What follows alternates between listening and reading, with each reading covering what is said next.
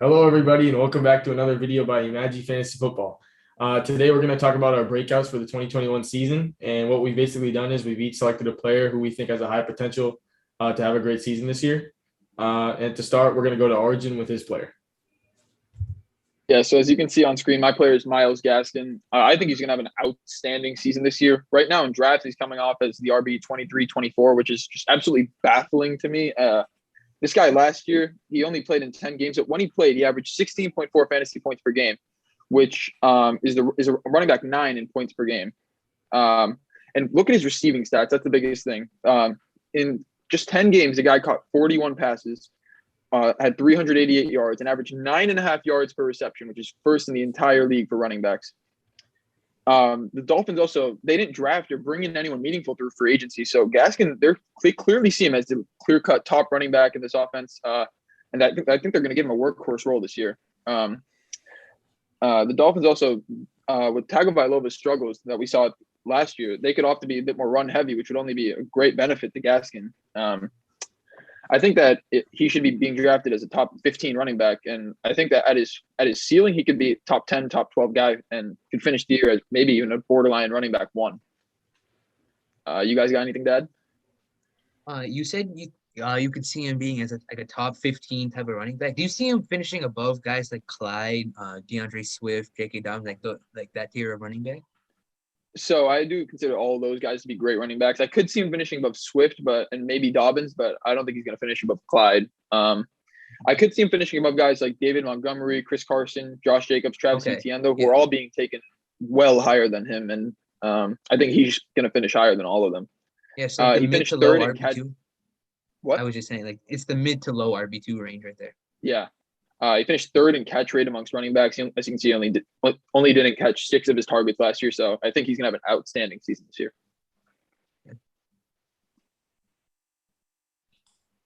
So the player that I thought would break out this year is Clyde Edwards-Helaire. So the Chiefs completely have overhauled their entire offensive line this year.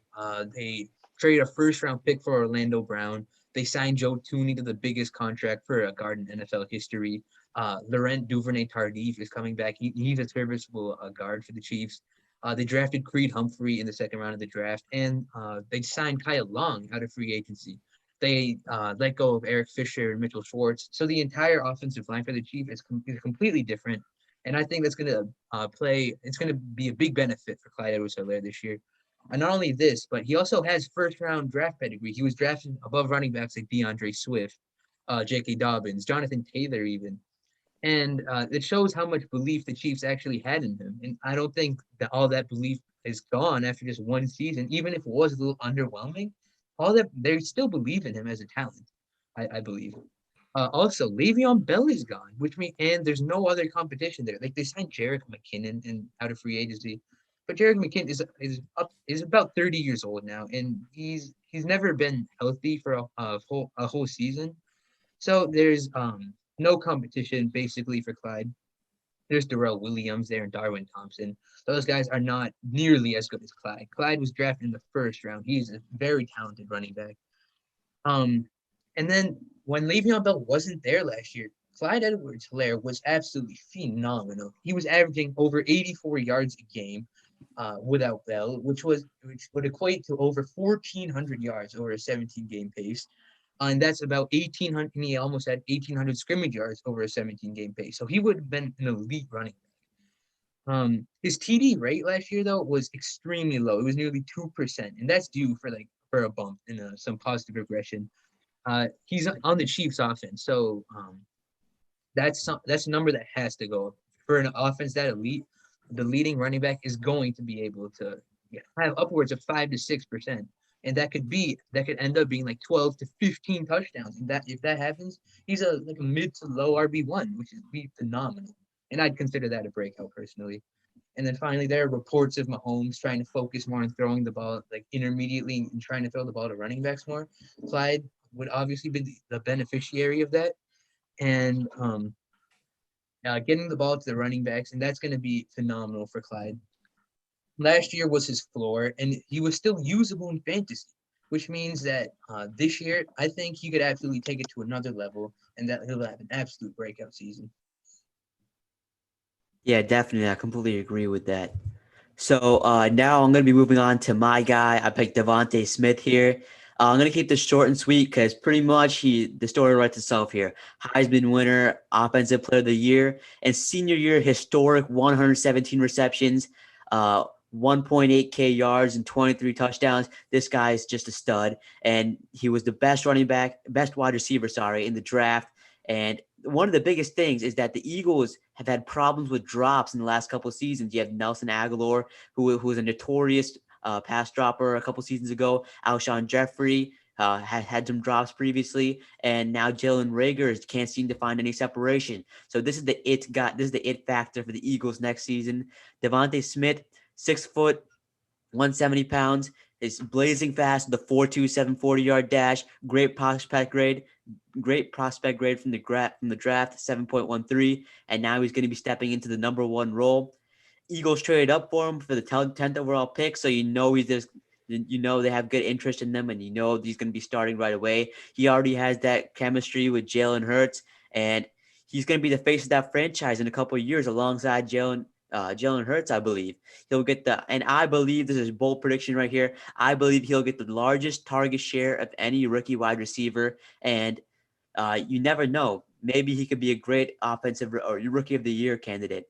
And this guy, DeVonta Smith, well-rounded. Some people actually might think he's too small and he's too weak, but his route running definitely makes up for that. So this guy, got to keep a lookout for him in the late rounds. Could be a definite steal. Stash him on your bench for the first couple games, and he'll definitely catch on fire.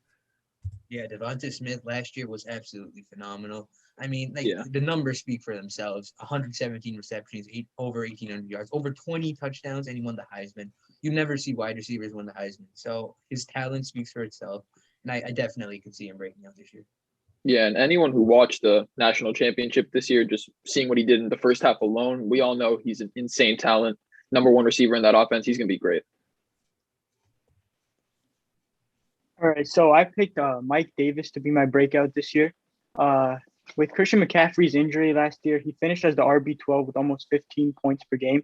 And some of his advanced stats are he had 72 evaded tackles, which is 8th in the league, and a juke rate of 32.1%, which is 3rd in the league. He's no longer on the Panthers. He signed a 2-year deal with the Atlanta Falcons. Even though he set career highs in catches, touchdowns, I think he's just scratching the surface, and this is actually his breakout year. He has the backfield completely to himself. His backup running back is Javian Hawkins, who's an undrafted free agent. Last year with the Panthers, Teddy Bridgewater had a safe play style, which caused the Davis to face a stacked front almost 38% of the time, which is 6th in the league. So this limited his rushing upside. But this year, he plays with Matt Ryan, Calvin Ridley, Kyle Pitts. These guys can open up the offense a lot. Matt Ryan is more comfortable throwing a deep ball, so his rushing yards and carries will increase because of this. He was also top 10 in route participation and catch rate in the league as well. So he had 70 targets last year, which is just insane for running back. I think his ceiling can be somewhere around RB 12 to 15, and his ADP right now is 52. So with the opportunity he has with having the keys to this backfield, and he's no longer playing second fiddle to Christian McCaffrey, plus the way this offense operates, it's more open, and he won't face a stacked front anymore. He'll have more targets, more receptions, more carries, and more touchdowns this year. Yeah, I definitely agree with that. With him being offered the keys to the offense, that's a great candidate to break out. Yeah. Actually, just going back to Mike Davis, I just had to say they don't have a lot invested in him either. They only signed him to like 2 years, $5.5 million deal. That's really not a lot for a running back, even for a running back. So they don't have that much invested in him. But I think because they didn't draft anyone this past draft, I think that's what really like sets him apart. Him and Myles Gaskin were the 2 biggest beneficiaries for after the draft. Absolutely. And going back onto the fact that you said they don't have much invested in him, that could just mean, oh, well, if we don't have this much investment into this guy, we're not really concerned about his long-term health. Although all NFL teams are concerned about health, but just arguing past that, they may not be they might not be concerned about his long-term health, which means that they could just keep running him without any health benefits. Yep. And finally, for my player, Jerry Jeudy, while Jerry Jeudy didn't have the best season last year, there's a couple things that's important to mention. So for rookies, it's really important to build that chemistry in the offseason. But with COVID last year, Jeudy didn't have the opportunity to build that chemistry with his quarterback, Drew Lock. And when the season started, it was clear that you could see the rust with Lock missing a substantial amount of his targets to Jeudy, as well as Lock missing games during the season as well, hindering his ability to continue to build chemistry with Jeudy. But this year, the Broncos recently traded for Teddy Bridgewater, who had a great completion percentage last year, whereas Lock did not have a great percentage last year. So if assuming Bridgewater could take over some of the snaps at QB, it would definitely help Judy's potential to have more targets, which he could have that are actually catchable. Looking at that catchable target stat again, Jeudy received 113 targets last year, which was actually 21st in the NFL. However, only 71 of those targets were actually deemed catchable, which is only 62.5%, which is fairly low for a receiver. So this could easily go up this year, which would lead again to more receptions for him and more yards. And also looking forward past that, Jeudy also struggled with drops last year. He had 10 drops, but again, this is something that's bound to go up because Jeudy has proved himself in the college level. Although he's only had 1 year in the NFL, he's proved himself in the college level, winning the Fred Bilenkoff Award in 2018 for the best college wide receiver. And so Jeudy is just like he's displayed many traits throughout his whole college career as well as NFL career with blazing speed, great route running, and he's just bound to have a great season this year with just slightly improved quarterback play. He's just bound to break out.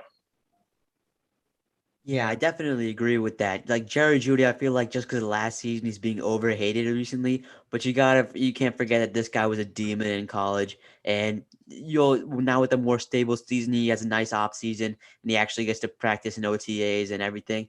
I think you can definitely see him, if not breaking out, doing definitely better than last season. Yeah, just another thing with Jeudy. He seems definitely due for positive regression in the touchdown department. Only 3 touchdowns across 16 games. That's bound to go up about 6 or 7. So if he gets more touchdowns along with the more receptions and receiving yards that we're expecting, he could easily be a top 30 wide receiver this year. Yeah, and one more thing to add in, with a potential quarterback change, this could move Jeudy to the slot, and this would bode well for him with having even more targets and more actually catchable receptions, like I mentioned earlier. And this would just help his overall fantasy outlook for next year.